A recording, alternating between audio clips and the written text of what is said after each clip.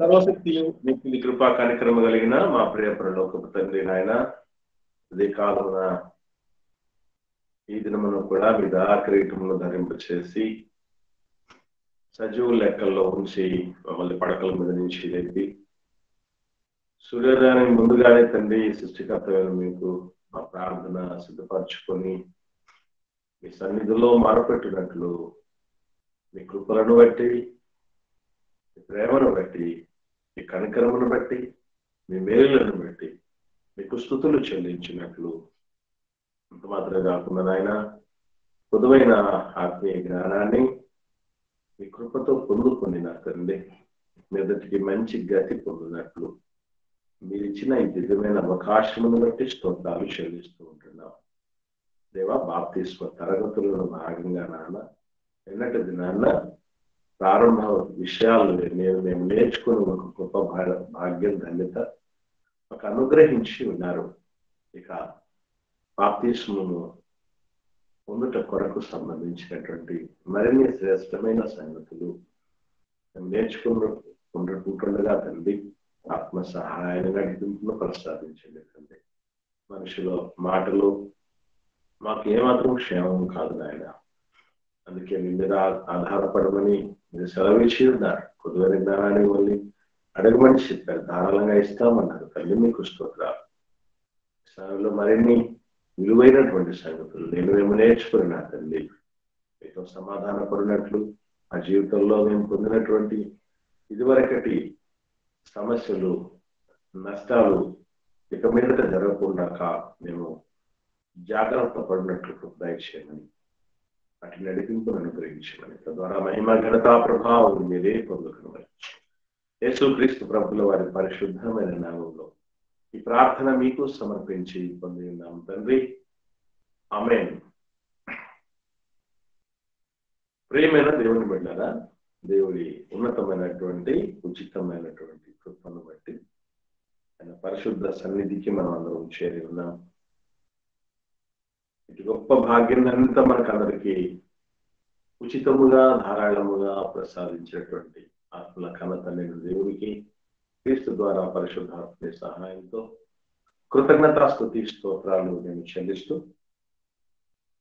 ఉదయకాలమనే ఈ బైబిల్ తరగతిని చక్కగా నేర్చుకున్నట్లు జీవితాన్ని భక్తి జీవితంగా మార్చుకొని మలచుకొని దైవదేవులకు కృపలకు పాత్రలగునట్లు చేరవచ్చిన మీకందరికీ ప్రభువైన యేసు క్రీస్తు నామములో శుభములు వందనములు తెలియజేస్తూ ఉంటున్నాను. పిల్లరా, నిన్నటి దినాన మనం బాప్తిస్మ తరగతులలో మొదటి భాగాన్ని నేర్చుకోవటం జరిగింది. బాప్తిస్మం పొందటం అనేటటువంటి దానికి ముందుగా మన జన్మ యొక్క పరమార్థం ఏమిటి అనేది తెలుసుకోవటం జరిగింది. అందులో మనం పరలోకం నుండి ఈ భూలోకానికి వచ్చామని, తిరిగి తండ్రి దగ్గరికి వెళ్ళిపోవాలి అని, ఈ వెళ్ళేలోపే ఈ భూలోక జీవిత కాలాన్ని దేవుడు ఇవ్వటం కనుక రెండు ప్రాముఖ్యమైన కారణాలు ఉన్నాయి. అది పాపమెరుగని పరిశుద్ధమైన యోగ్యమైన దివ్యమైన అర్హత కలిగిన దేవుడి సన్నిధిలో కలకాలం సదాకాలం అనంతకాలం ఉండాలి అని అంటే రెండు క్వాలిఫికేషన్స్ గురించి మనం నేర్చుకోవటం జరిగింది. మొదటిది, దేవ స్వభావంలో మనం బాల్యభారస్తులు అవ్వాలని, అంటే దేవుడి క్యారెక్టరే మన క్యారెక్టర్, దేవుని యాటిట్యూడ్ మన యాటిట్యూడ్, ఆయన వైఖరి ఎలాంటిదో మన వైఖరిగా పూర్తిగా మన సమస్తమైనటువంటి కార్యములు ఆలోచన దేవుణ్ణి పోలి ఉండాలి అనేటటువంటిది దేవ స్వభావంలో బాల్యభారస్తులు అవటం అంటే అదొకటి. రెండవది, సత్క్రియలను మనం ఓపికగా చేయాలి అని, ఆ క్రియలని సంపూర్తి చేయాలని యేసుప్రభు మాటల్లో కూడా, చేయుటకు నీవు నాకు ఇచ్చిన పనిని నేను సంపూర్ణంగా నెరవేర్చి నిన్ను మహిమపరిచాను, కాబట్టి నీ మహిమ నాకు ఇగునాయనా అని. మహిమ ఎక్కడ ఉన్నది అని అంటే ఈ లోకంలో ఏమీ లేదు, కానీ రానున్నటువంటి లోకం, మహాలోకం, మన లోకం, మన స్వాస్థ్యం, మన పౌరస్థితి కలిగిన లోకం, మన సొంత ఊరు పరలోకంలోనే ఉన్నది. కనుక సంపూర్ణ మూర్తిమత్వము, సంపూర్ణమైనటువంటి క్రియలు ఈ భూమి మీద జరిగించడానికి వచ్చామని, అది సంతరించుకోవాలంటే మనకు ప్రేమ ఉండాలని, ఆ ప్రేమ దైవికమైన ప్రేమగా ఉండాల్సిందే తప్ప అది ఈరోస్ లైంగికమైన ప్రేమగా కానీ, లేదా ఫిలియోస్ అనగా ఇచ్చిపుచ్చుకునే ప్రేమలాగా కానీ కాక అగాపే ప్రేమలాగా ఉండాలి అని.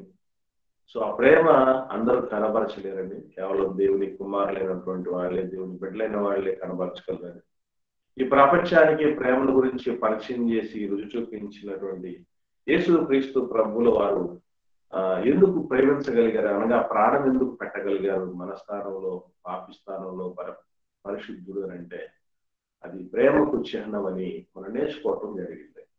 సో ప్రేమ కలిగినటువంటి స్థితి రావాలి అంటే మనిషి దేవుని కుమారుడు అవ్వాలి. దేవుని కుమారులు అంటే ఆత్మచేత నడిపించబడాలి.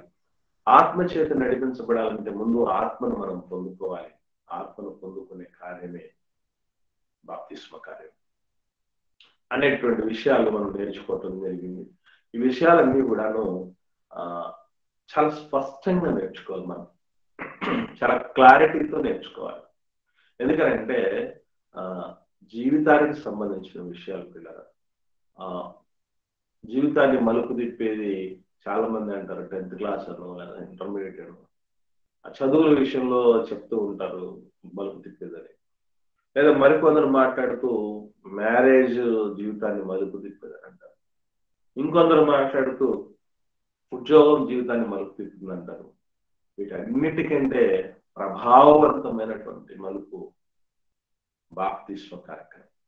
సో ఈ బాప్తిస్మ కార్యక్రమం అనేది దానికి తీసుకోవడానికి ముందుగా ఎంత తెలుసుకోవాలి, ఎందుకు తెలుసుకోవాలి అనేదే ప్రాముఖ్యంగా ఈ దినాల్లో మనం నేర్చుకోబోయేటువంటి విషయం. నాకు తెలిసి ఇప్పటిదాకా నేను బాప్టిజంకు సంబంధించి ఇచ్చినటువంటి తరగతుల్లో ఇప్పుడు నేర్చుకునేటువంటి తరగతులే చాలా డీటెయిల్డ్ తరగతులు అండి. అటు దయచేసి ప్రతి ఒక్కరు కూడా మిస్ చేసుకోకండి ప్లీజ్. చాలా మంచిది మన జీవితాలకి. ఓకే, బాప్తిసం పొందాలి అంటే ఏం చేయాలి, ఎట్లా మనం పొందగలగాలి అనేటటువంటి విషయాలకు సంబంధించి పరిశుద్ధ గ్రంథంలో కొన్ని విషయాలు దేవుడు రాయించాడు. ఒకసారి మనం చూద్దాం. రోమాపత్రిక అపోస్తులైనటువంటి పౌలు గారు రోమిలకు రాసిన పత్రిక 6వ అధ్యాయంలో 17వ వచనంలో రాయబడినటువంటి విషయాన్ని చూద్దాం. రోమాపత్రిక 6వ అధ్యాయము 17వ వచనం. మీరు పాపమునకు దాసులై ఉంటిరి కానీ ఏ ఉపదేశ క్రమమునకు మీరు అప్పగింపబడితిరో దానికి హృదయపూర్వకంగా లోబడిన వారి పాపము నుండి విమోచింపబడి నీతికి దాసులైతిరి. ఇందుకు దేవునికి స్తోత్రము. దేవునికి ఎప్పుడు స్తోత్రాలు చెప్పాలి, స్తుతులు చెప్పాలని చాలా మంది అనుకుంటారంటే ఏదో ఒక ప్రాణాపాయ పరిస్థితి నుంచి తప్పించబడినప్పుడు, ఒక పెద్ద గండం నుంచి బయటపడ్డప్పుడు దేవునికి స్తోత్రాలు స్తుతులు చెప్తూ ఉంటాం. అది మనకు సర్వసాధారణమైన పని. అని వీటన్నిటికంటే గొప్పది, గొప్ప సంకటం ఏంటంటే పాపము నుండి విడిపించబడటం. అంటే పాపంతో అలాగే కనుక మనం సమాధికి చేరితే, అలాగే కనుక మరణానికి చేరితే ఆ తదుపరి ఉండేది ఘోర శిక్ష. అది 14 ఏళ్లతో ముగిసిపోయేది కాదు. సత్ప్రవర్తనను బట్టి ఏ జనవరి 26కో ఆగస్టు 15కో గాంధీ జయంతి రోజునో విడిపించబడేది కూడా కాదు. వన్స్ దాంట్లోకి ఎంటర్ అవ్వటమే తప్ప మళ్ళీ బయటికి రావటం ఎవరి వల్ల అయ్యే పని కాదు.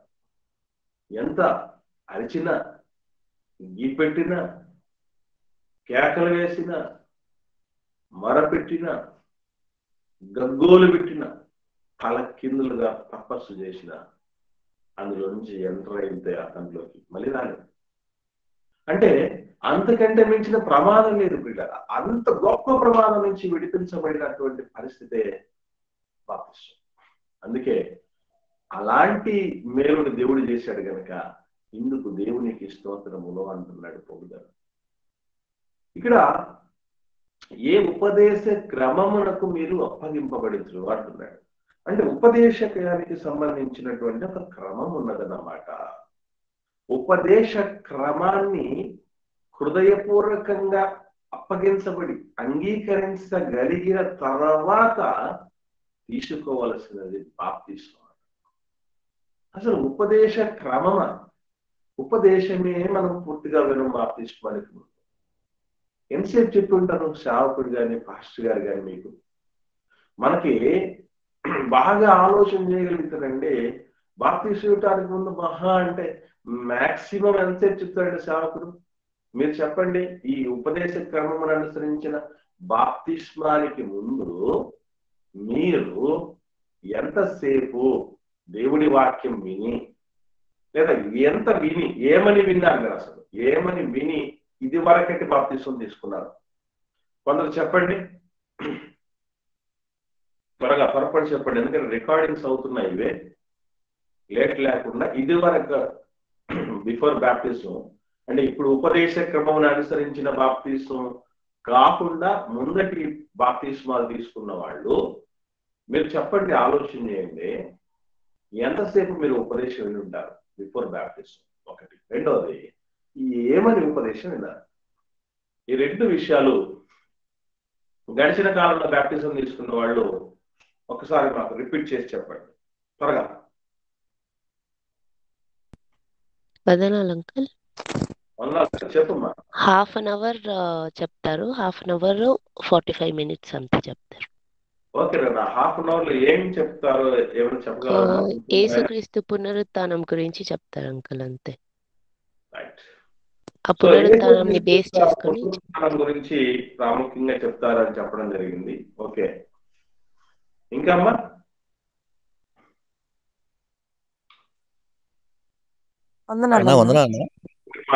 చెప్పండి సిస్టర్, తనకా సిస్టర్ చెప్పండి. మేము కూడా అంతే అన్న. Hardly half an hour 40 minutes ఉంటుంది.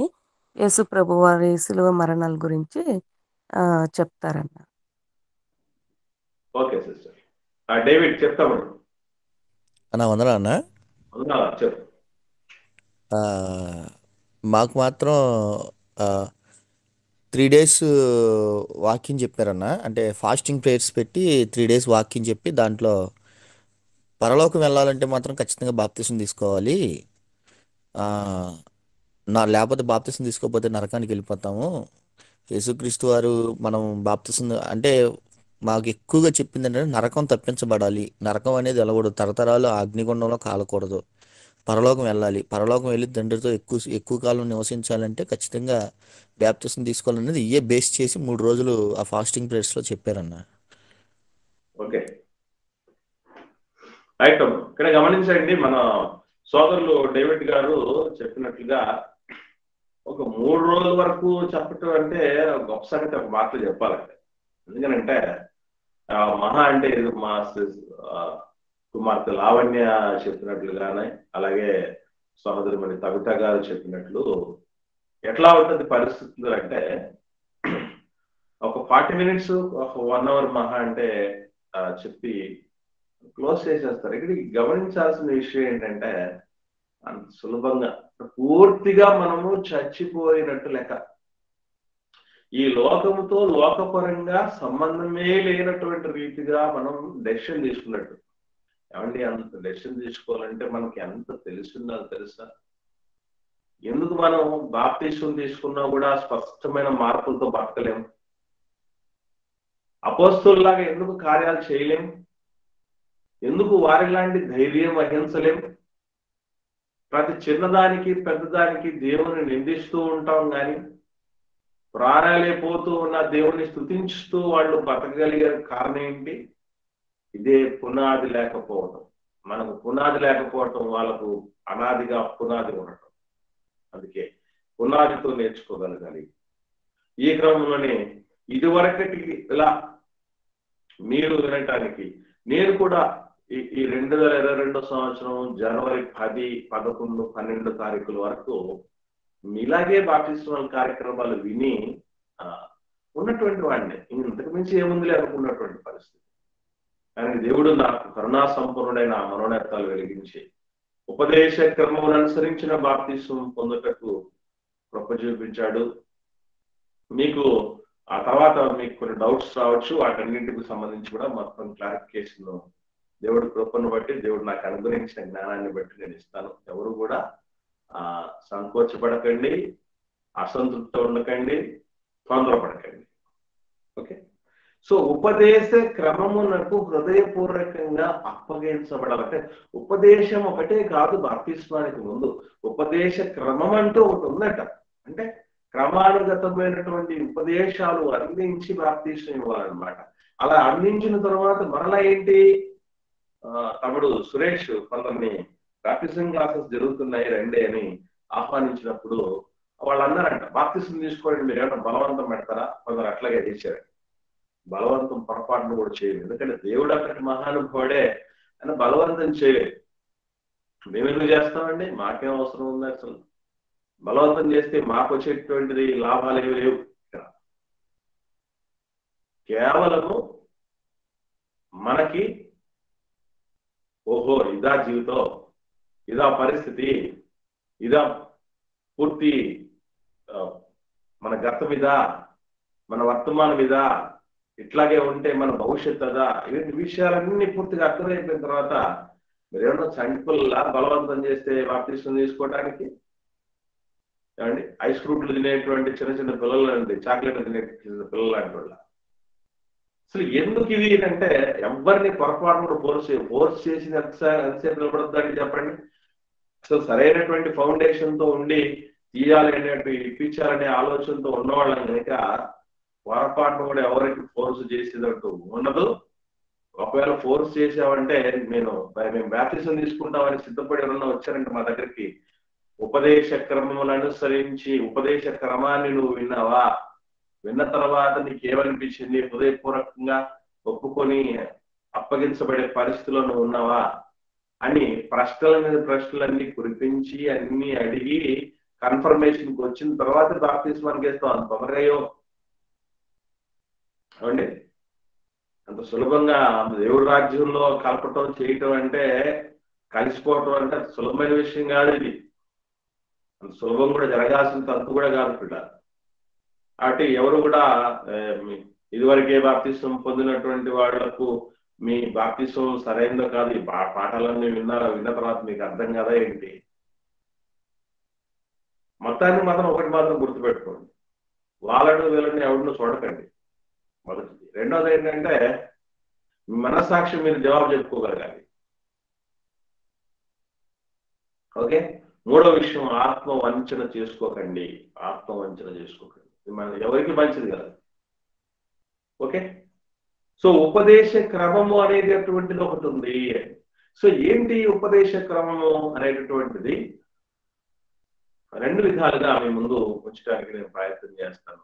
మొట్టమొదటిది ఏంటి అంటే ఒక క్రమం, ఒక సోపాన క్రమం ఉంది, ఒక ఆర్డర్ ఉంది. అదేంటి అంటే ఒకసారి మనం మత్తయి ఈ యోహాను రోమిలకు రాసిన పద్ధతిలోనే 10వ అధ్యాయము 17వ వచనాన్ని చూద్దాం. ఇది చాలాసార్లు మనం విన్నాం కదా, ఒకసారి మళ్ళీ చూద్దామండి. రోమిలకు రాసిన పత్రిక పౌలు గారు 10వ అధ్యాయము 17వ వచనంలో, వినుట వలన విశ్వాసము కలుగును, వినుట క్రీస్తును గురించిన మాట వలన కలుగును. అంటే వినాలి, మొట్టమొదటిది వినాలి. ఎందుకంటే వినకపోతే వాళ్ళు విశ్వసించడానికి అవకాశమే లేదు. మొట్టమొదటి స్టెప్ సువార్త వినాలి, దేవుడి మాట వినాలి. ఇది ఒక క్రమం. మొట్టమొదటి క్రమం ఏంటంటే వినగలగాలి. సో వినడానికి ముందు దేవుడు మనకి ఇచ్చిన గొప్ప కృప ఏంటి చెప్పంటారా? ప్రకటించేవాడు ఉండాలి. వినాలంటే ముందు ఎవరు ఉండాలి? ప్రకటించేవాడు ఉండాలి. ఆ ప్రకటించేవాడిని ఎవరు పంపారు తెలుసా? కోత విస్తారంగా ఉంది, పనివారు కొద్ది మందే, కాబట్టి కోత కోయటానికి పనివారిని పంపమని తండ్రిని వేడుకోండి అంటాడు యేసు ప్రభు. అంటే తండ్రి పంపినటువంటి బోధకుడు, ఉపదేశకుడు, ఆ ఉపదేశకుడి ద్వారా ఉపదేశం వినిపించబడితే ఆ ఉపదేశం వినాలి మనం. ఇది క్రమం, సీక్వెన్స్. దేవుడు పంపాలి. ఎందుకంటే మాట చూడండి, ఒక మంచి మాట ఉంది 10వ అధ్యాయంలోనే 14వ వచనం, 14-15 వర్షాలు చూస్తే ఇదే రోమిలకు రాసిన పత్రిక 10వ అధ్యాయం 14-15 వచనాలు. వారు విశ్వసింపని వారికి ఎట్లు ప్రార్థన చేయుదురు, వినని వారిని ఎట్లు విశ్వసించుదురు, ప్రకటించువాడు లేకుండా వారెట్లు విందురు, ప్రకటించువారు పంపబడని ఎడల ఎట్లు ప్రకటించుదురు. ప్రకటించే వాళ్ళు పంపబడతారు. ఈ బాప్టిస్ట్ క్లాసులు మాకు వినిపించిన వాళ్ళలో ఏమీ లేదు, మీకు వినిపిస్తున్న నాలో కూడా ఏమీ లేదు పిల్లలు. మమ్మల్ని పంపిన దేవుడిలోనే అంతా ఉన్నది. నీళ్లు పోసేవాళ్ళు గాని నాటిన వాడిలో గాని ఏమీ లేదు, గాని వృద్ధి కలగచేయు దేవుడిలోనే అంతా ఉన్నది అని అంటాడు. కనుక దేవుడు పంపవాలి, ప్రకటించేవాడిని అక్కడ ప్రకటించిన తర్వాత మనం వినాలి. విన్న తర్వాత ఏం జరుగుతుంది అంటే నమ్ముతారు, విశ్వసిస్తారు. విశ్వసించిన వాడు ఏమవుతాడంటే మారు మనసు పొందుతాడు. మారు మనసు పొందిన వాడు ఏమవుతాడంటే ఒప్పుకుంటాడు. ఒప్పుకున్నవాడు బాప్తిస్మం తీసుకుంటాడు. బాప్తిస్మం తీసుకున్న వాళ్ళే దేవుని కుమారులు అవుతారు, దేవుని రాజ్య వారసులు అవుతారు, దేవునిలో నుంచి వేరైన జీవాన్ని తిరిగి పొందుకుంటారు. ఇది సీక్వెన్స్. అంటే దేవుడు పంపేటటువంటి ఉపదేశకుడు ఉండాలి, ఉపదేశకుడు ఉపదేశించిన తర్వాత మనం వినాలి, విన్న తర్వాత విశ్వసించాలి, విశ్వసించిన తర్వాత మారుమనసు పొందుతాం, మారుమనసు పొందిన తర్వాత ఒప్పుకుంటాం, ఒప్పుకున్న తర్వాత బాప్టిజం తీసుకుంటాం, బాప్టిజం తీసుకున్న తర్వాతనే దేవుని పిల్లలు అవుతాం. ఈ సీక్వెన్స్ విషయంలో ఎవరికైనా కన్ఫ్యూజన్ ఉందా? వెంటనే చెప్పండి ఆ కన్ఫ్యూజన్ ఎవరికైనా ఉంటే. దేని తర్వాత ఏదో అనేది మేము గుర్తుపెట్టుకోలేకపోతున్నాం అనేటటువంటి పరిస్థితి మీకు ఉంటే నేను ఇది ఒక మంచి ఎగ్జాంపుల్తో మీకు చెప్తాను, ఈజీగా గుర్తుపెట్టుకుంటాను. ఎవరికైనా కన్ఫ్యూజన్ ఉందా? అందరికీ క్లారిటీ ఉందా? త్వరగా చెప్పండి. కన్ఫ్యూజన్ ఎవరికైనా ఉంటే చెప్పండి, నేను బెస్ట్ ఎగ్జాంపుల్ మీకు ఇస్తాను, గుర్తుపెట్టుకుంటాను.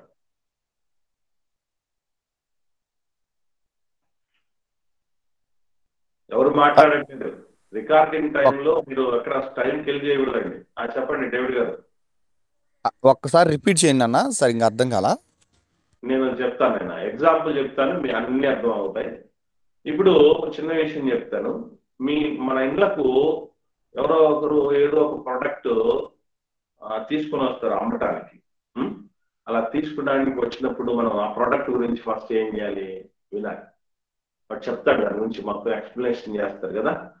మేడం ఇది మార్కెట్లోకి వచ్చినటువంటి కొత్త ప్రోడక్ట్, ఇది దీంట్లో ఏ ఫీచర్స్ ఉన్నాయి, అది ఇది అని మొత్తం దీన్ని ఇట్లా వాడాలి, ఇది పరిస్థితి, ఇది made in so and so place, చాలా కాస్ట్ చాలా తక్కువ, మంచి మనీ వస్తుంది, ఇవన్నీ చెప్తాడు.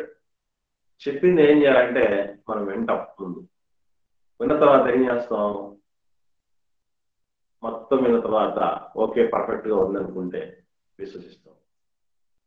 విశ్వసించిన తర్వాత ఏం చేస్తామంటే మారుమనసు పొందుతాం. మారుమనసు అంటే అక్కడేం మారుమనసు అంటే ముందు కొనాలని లేదు మనకు మనసు, ఆ ప్రొడక్ట్ కొనాలని మనకు మనసు లేదు. ఇప్పుడు వచ్చింది. ఎందుకు? విన్నాం, విన్నదాన్ని నమ్మాం, అందుకే మనసు మార్చుకున్నాం. తర్వాత ఏం జరుగుతుంది? ఒప్పుకుంటాం. అంటే వాడు చెప్పిన ప్రైస్ కు ఒప్పుకుంటాం, వాడు చెప్పిన కండిషన్స్ కు ఒప్పుకుంటాం. ఆ ప్రొడక్ట్ తాలూకు అన్ని రకాలుగా ఏవైతే చెప్పాడో అవన్నిటికీ మనం ఒప్పుకొని దాన్ని కొనుక్కుంటాం. దాన్ని కొనుక్కున్న తర్వాత మన సొంతం వస్తుంది. ఇది మీకు అర్థమైతే బాప్తిస్మం గురించి కూడా అర్థమైనట్టే క్రమం. సో వింటాం, విన్న తర్వాత నమ్మితే మనసు మార్చుకుంటాం. ముందు ఆ మనసు లేదు, బాప్తిస్మం తీసుకోవాలన్న మనసు లేదు మనకి. ఎప్పుడైతే విన్నామో ఉపదేశ క్రమాన్ని, విన్న తర్వాత దాన్ని పూర్తిగా నమ్ముతామో, నమ్మిన తర్వాత మన మనసు మార్చుకుంటాం. ఎస్, మార్చుకుని ఒప్పుకుంటాం, నిజమే కదా, నా పరిస్థితి ఇది కదా, నేను ఉండాల్సింది అలా కదా, అలా ఉండాలంటే నేను ఇలాగే ఉంటే ఎలా ఉంటుంది, కాబట్టి దేవుడు కోరిన అలాగా మారిపోవాలి అని ఒప్పుకుంటాం. ఒప్పుకున్న తర్వాతే బాప్టిజం పొందుతాం. బాప్టిజం పొందిన తర్వాత దేవుని బిడ్డ అనేటువంటి క్వాలిఫికేషన్ వస్తుంది. కనుక దేవుడు పంపినటువంటి ఉపదేశకుడి మాటను విని విశ్వసించి మారు మనసు పొంది ఒప్పుకొని బాప్తిసం పొంది దేవుడి రాజ్యవారసులు అవుతాం. ఇవి స్టెప్స్. ఎందుకంటే నమ్మి బాప్తిసం పొందువాడు, నమ్మడం, ఇక్కడ కూడా నమ్మాలి. నమ్మడం అంటే ముందేం చేయాలి? ప్రకటించాలి. అదే చెప్పాడు, సర్వలోకానికి వెళ్ళి సరస్వతికి సువార్తను ప్రకటించండి. ప్రకటించిన దాన్ని వెళ్ళిన తర్వాత దాన్ని నమ్మి బాప్తిసం పొందుతారు. ఈ దేవుడు అంటే ఒక మధ్యలో ఇంపార్టెంట్ విషయాలని చెప్పుకుంటూ కంక్లూడ్ చేయడం జరిగింది. వాస్తవంగా ఏం జరుగుతుంది మధ్యలో అంటే ఇవన్నీ జరుగుతాయి. ఓకే, ఇదొక ఆర్డర్. అయితే ఇక రెండవ ఆర్డర్, ముఖ్యమైనటువంటి ఆర్డర్, మనకు తెలియాల్సినటువంటి ఆర్డర్ అవుతుంది అపోస్తలుల కార్యములు 8వ అధ్యాయం. అపోస్తలుల కార్యములు 8వ అధ్యాయము 12వ వచనం నుంచి చూద్దాం. 12వ వచనం ముఖ్యమైనటువంటి విషయం. ఇక్కడ సమరయ అనేటటువంటి ప్రాంతంలో ఫిలిప్పు అనేటటువంటి పరిశుద్ధాత్మతోనూ శక్తితోనూ నిండుకొని బల యొద్ద పరిచర్య చేసేటటువంటి 7 ఎన్నుకోవటం జరుగుతుంది. మనకు 6వ అధ్యాయము అపోస్తలుల కార్యములు.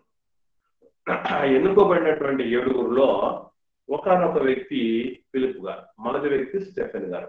స్టెఫెన్ గారు మరణం 6-7 అధ్యాయాలు జరుగుతుంది. 8వ అధ్యాయంకి వచ్చేసరికి ఫిలిప్పు గారి యొక్క ఎంట్రీ మనకు కనబడుతుంది. ఈ ఫిలిప్పు గారు ఏం చేస్తున్నారంటే చూద్దాం 12వ వచనంలో. అపోస్తలుల కార్యం 8వ అధ్యాయం 12వ వచనంలో, ఫిలిప్పు దేవుని రాజ్యమును గూర్చియు యేసుక్రీస్తు నామమును గూర్చియు సువార్త ప్రకటించుచుండగా వారు అతన్ని నమ్మి పురుషులను స్త్రీలను బాప్తిస్మము పొందిరి. అంటే బాప్తిస్మం పొందడానికి మునుపు ఏమి చేయాలి అని అంటే ఒక ఉపదేశ క్రమాన్ని అందించాలి. ఈ ఉపదేశ క్రమంలో ఏముండాలి అని అంటే 2 విషయాలు ప్రాముఖ్యంగా చెప్తున్నాడు. మొట్టమొదటిది దేవుని రాజ్యము గురించి, రెండవది యేసుక్రీస్తు నామమును గురించి. ఈ రెండింటి గురించి మనం ఈ ఉపదేశ క్రమాల్లో వినగలిగితే, విన్న తర్వాత నమ్మినట్లయితేనే దాని తర్వాత మనసు మార్చుకొని మనం ఒప్పుకొని బాప్తిసం తీసుకోవటం అనేది జరుగుతుంది. నమ్మకపోతే అవసరం లేదు, తీసుకోవాల్సిన పని లేదు. ఇప్పుడు శాస్త్రుల పరిస్థితి బాప్తిసం తీసుకోలేదండి. ఎందుకు అనుకుంటున్నారు? వాళ్ళు నమ్మలేకపోయారు.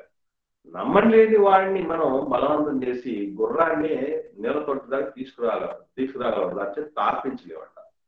గుర్రం గొప్పదా? గుర్రం ఎక్కి సవారీ చేసే మనిషి గొప్పడా? మనిషే గొప్పడు. అంటే వాడిని మనం అంతవరకు ఏం చేయలేము. గుర్తుపెట్టుకోండి. ఏదో చేసేస్తారంటే పొరపాటు పడకండి.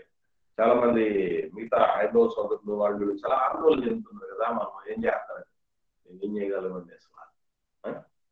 ఇది గుర్తుపెట్టుకోవాల్సిన విషయం ఏంటంటే పిల్లరా, అసలు సువార్త, మనం పల్లె సువార్తకు పోతున్నాం చాలా మంది భ్రమపడుతున్నారు. మేము కూడా మొన్నటి దాకా ఇదే భ్రమలో ఉన్నాం. పల్లెలకు వెళ్ళాలి, సువార్త చెప్పాలి. ఏంటి సువార్త అంటే? యేసుక్రీస్తు మరణ సమాధి పునరుత్థానములు అని అంటాం, కానీ అది దేవుడి సంకల్పములో, దేవుడి రాజ్యములో, దేవుడి చిత్తములో భాగంగానే అది జరిగింది. సో దైవ సంకల్పం ఏమై ఉంది? యేసు ప్రభు మరణం, సమాధి, పునరుత్థానాల పట్ల దేవుడి చిత్తం ఏమై ఉంది? దేవుడి రాజ్యం ఆయన పాత్ర ఏమై ఉంది? ఇవన్నీ మనకు తెలియాలి. అందుకే చెప్తున్నాను, సువార్త ప్రకటన అంటే ఏంటో తెలుసా? బాప్తిస్మ తరగతులే సువార్త ప్రకటన. తమ్ముళ్ళు అన్న బ్యాప్టిజం క్లాసులు అంటే చాలా మంది మేము ఆల్రెడీ తీసేసుకున్నాం కదా, లేకపోతే మాకు ఎప్పుడో తెలుసు కదా, ఎప్పుడో అయిపోయింది కదా, మాకు సంబంధం లేనివి, మాకు నిమిత్తం లేనిటివి, వేరేటివి ఏమన్నా జరుగుతున్నప్పుడు చెప్పండి అని అంటున్నారన్న. లేదా టైటిల్ మారుద్దామని అనటం కూడా జరిగింది. ఏమండి, టైటిల్ మార్చినంత మాత్రం చేత అందరూ కూడా విని వాళ్ళు వచ్చేస్తారు మనకు అని అనుకోవడం కూడా భ్రమే పిల్ల. ఎందుకంటే ప్రపంచం ఎప్పుడు కూడా తప్పుపడుతూనే ఉంటుంది, తప్పటడుగు వేస్తూనే ఉంటుంది. ఎట్లాగోనంటే బాప్తిస్మిచ్చే యోహాను గారు మనం అందరిలాంటి తిండి తినకుండా, అందరిలాంటి పానీయం తాగకుండా ఆయన అడవి ఆ తేనె తాగుతూ మెడతల్లో తింటూ వచ్చినందుకు దెయ్యం పట్టినోడు అన్నది లోకం. యేసు ప్రభు అట్లాంటి కాకుండా అందరితో పాటు తిని అందరితో పాటు ఉండి ఉండగలిగితే ఈయన తాగుబోతూ మద్యపాని తిండిపోతూ అని చెప్పడం జరిగింది. ఎవరినండి వదిలిపెడుతుంది ప్రపంచం? దేనండి తప్పు పట్టకుండా ఉండేది ప్రపంచం చెప్పండి. కనుక నేను తన లైఫ్ తీసుకున్నాను, తమ్ముడు చెప్పేశాను, ఏం ఇబ్బంది లేదు తమ్ముడు, దీంట్లోనే కంటిన్యూ అవ్వండి అని. ఎందుకంటే ఫస్ట్ ఆఫ్ ఆల్ ఒక గుడ్ విల్ లేకుండా ఉన్నటువంటి వాళ్ళకి మనం ఎన్ని చెప్పి ఏం చేయగలం చెప్పండి? అది మన వాళ్ళ కాదు అది. కనుక అసలు దిశలో సువార్త బాప్తిస్మ తరగతులే మీరు సువార్త సభలు ఏర్పాటు చేయాలంటే అది 1 రోజు 2 రోజులకు సంబంధించి కావు. సుమారుగా పగలు మాత్రమే కావాలంటే ఒక 5 దినాలు ఏర్పాటు చేయాలి. పగలు రాత్రితో కలిపితే 3 దినాలు సరిపోతాయి. మొత్తానికి సువార్త అంటే ఏమిటి అంటే దేవుడి రాజ్యము గురించి, యేసుక్రీస్తు నామమును గురించి సువార్తలో ఉండాలి. కనుక ఈ సువార్త పరిస్థితి ఎట్లా ఉంది? ముఖ్యంగా దేవుడి రాజ్యం అంటే ఏంటి, దేవుడి రాజ్యంలో ఏ అంశాలు ఉన్నాయి, అలాగే యేసుక్రీస్తు నామము అంటే అర్థం ఏంటి, అందులో నేర్చుకోవాల్సినటువంటి సత్యాలు ఎందుకు, అసలు బాప్తిస్మానికి ముందు ఇవన్నీ ఎందుకు చెప్పాలి? గుర్తుపెట్టుకోండి, ఫిలిప్పు అనామకుడు కాదు. ఆయన ఎలాంటి వాడు? వాళ్ళందరూ ఎలాంటి వాళ్ళనంటే అక్కడ మాట చెప్పేది ఒకసారి చూద్దాం. వీళ్ళ యొక్క పరిచర్యలు, వీళ్ళ సేవలు ఇవన్నీ కూడా ఎలాంటివో మంచి మాట చూసుకుని మనం ముగించుకుందాం. 6వ అధ్యాయం అపోస్తుల కార్యం, 6వ అధ్యాయము అపోస్తుల కార్యము 3వ వచనంలో, కాబట్టి సహోదరులారా ఆత్మతోను జ్ఞానముతోను నిండుకొని మంచి పేరు పొందిన 7 మనుషులను మీలో ఏర్పరచుకున్నది. అది వాళ్ళు ఎవరంటే ఆత్మతోనూ జ్ఞానముతోనూ నిండుకొని మంచి పేరు పొందినటువంటి 7 ఒకరే. ఆ 7 ఉన్నారో లేదో ఒకసారి చూడండి. 5వ వచనం, ఈ మాట జనసమూహం అంతటికి ఇష్టమైనందున వారు విశ్వాసముతోను పరిశుద్ధాత్మతోను నిండుకున్న వాడైన స్టెఫెను, ఫిలిప్పు, ప్రొకోరు, నీకానోరు అని మొదలు పెట్టారు. అంటే పరిశుద్ధాత్మతోనూ జ్ఞానముతోనూ శక్తితోనూ మంచి పేరు పొందినటువంటి వాళ్ళు. కాబట్టి అంత గొప్ప వాళ్ళు ఉపదేశ క్రమం అనుసరించి దేవుడి రాజ్యాన్ని గురించి, యేసుప్రభు నామమును గురించి తెలియపరచడం జరిగింది.